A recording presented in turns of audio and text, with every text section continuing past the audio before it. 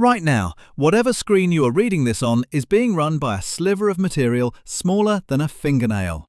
Inside it sit tens of billions of switches, each one far smaller than a virus, flipping on and off billions of times every second.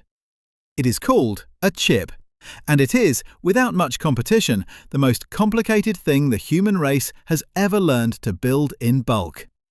Almost everything you depend on runs on these. Your phone and your laptop, obviously, but also your car, which now carries hundreds of them. The hospital scanner, the traffic lights, the payment terminal, the plane, the weapon, and every single one of the data centers now training artificial intelligence. Pull the chips out of the modern world and it does not slow down, it stops. So you would assume something this important is made all over the place by lots of companies in lots of countries. It is not. The most advanced chips on Earth are made overwhelmingly in a handful of buildings on a single island, and almost no one outside the industry could tell you how or by whom. To see why that matters, you first have to see what one of these things actually is. It starts as sand. Ordinary sand is mostly silicon, and silicon, purified hard enough, becomes one of the best materials we have for controlling electricity. The industry melts it and purifies it until barely a single atom in a billion is out of place, then grows it into a perfect crystal and slices it into thin, mirror-smooth discs called wafers. Then the real trick begins. Onto that bare disc, layer by layer, engineers print a city. Billions of transistors, tiny electrical switches, are etched into the surface, along with the impossibly thin wiring that connects them. The features are so small they are measured in nanometers, a few atoms across. To print at that scale, you cannot use ordinary light. You have to use a kind of light so precise that making it is its own miracle, which we will get to. When it is finished, that fingernail of silicon holds more working parts than there are people who have ever lived, all switching in order, billions of times a second, without a single mistake. That is the object, one of the great achievements of the species, turned out by the million, sitting forgotten in your pocket. The obvious question is who can actually make them? And the answer is where this story stops being about engineering and starts being about power. For most of the things you buy, if one supplier gets greedy or unreliable, you go to another. Chips do not work like that. At the cutting edge, there is barely anyone else to go to.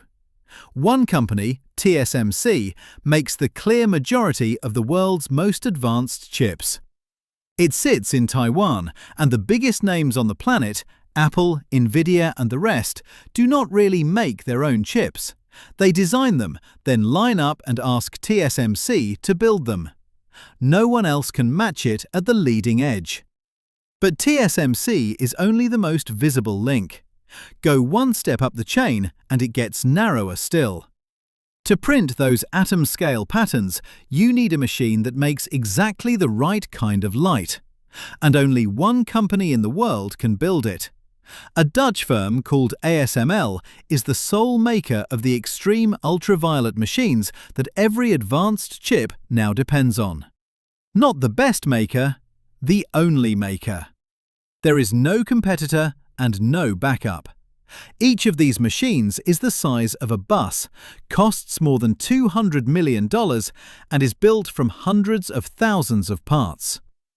To make the light, it fires a laser at a droplet of molten tin tens of thousands of times a second, blasting it into a plasma that glows in a color the human eye cannot see. That light is bounced off mirrors so smooth that, scaled up to the size of a country, the largest bump would be a fraction of a millimeter. The whole machine exists to draw lines a few atoms wide. And almost no one has ever heard of the company that makes it.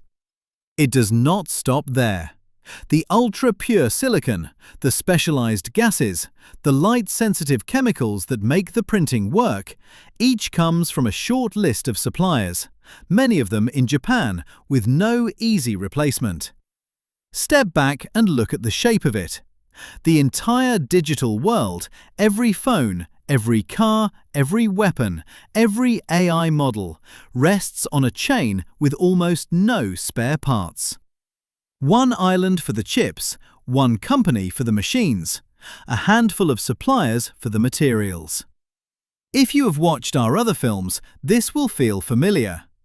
Just like the shipping lanes and the undersea cables, the thing that runs the modern world funnels through a few narrow points that almost no one is watching. Which raises the obvious, uncomfortable question: what happens if one of those points is squeezed?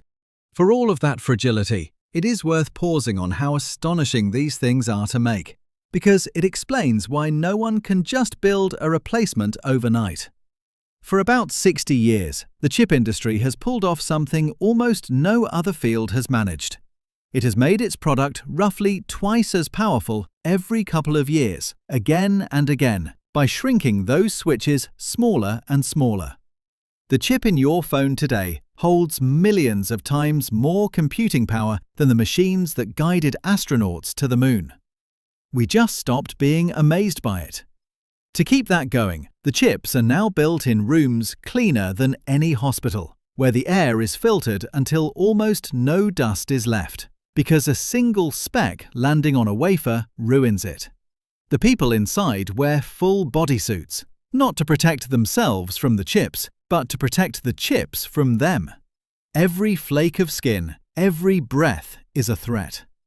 This is manufacturing pushed to the very edge of what is physically possible. And just as the world mastered it, the demand exploded. Every chatbot, every image generator, every promise you have heard about artificial intelligence runs on enormous banks of the most advanced chips in existence, sitting in data centers and running day and night. The companies racing to build AI are spending tens of billions of dollars at a time, and almost all of that money funnels toward the same single factory in Taiwan and the same single machine maker in the Netherlands.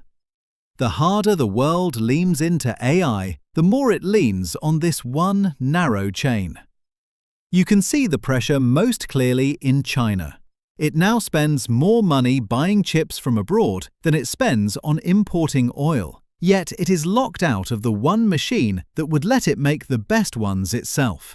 So it is pouring fortunes into catching up, while the countries already ahead spend just as hard to stay there. This is the real shape of the new rivalry between the great powers. It is not mainly about armies or territory.